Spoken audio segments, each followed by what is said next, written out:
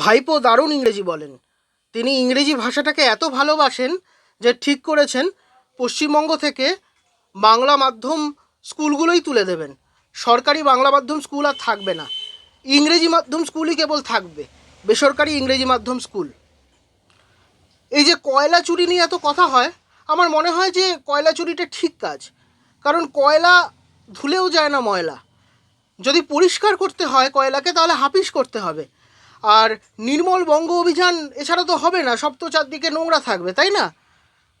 ভাইপো চোখ দেখাতে চলে গেলেন বিদেশে, আর আমি দেখলাম পশ্চিমবঙ্গে যারা ইন্টেলেকচুয়াল লোকজন, তাদের চশমা আর নেই, তাদের চশমা চুরি হয়ে গিয়েছে। তারা দেখতেই পাচ্ছেন না কোথায় চুরি হচ্ছে, কোথায় দুর্নীতি হচ্ছে, কোথায় তোলাবাজি হচ্ছে। প্রশাসন ভেঙে পড়েছে, ল অ্যান্ড অর্ডার ভেঙে পড়েছে। এমনকি চুরি টাকা যে হচ্ছে শুধু তা নয়, বিড়ি সিগারেট পর্যন্ত চুরি হয়ে যাচ্ছে।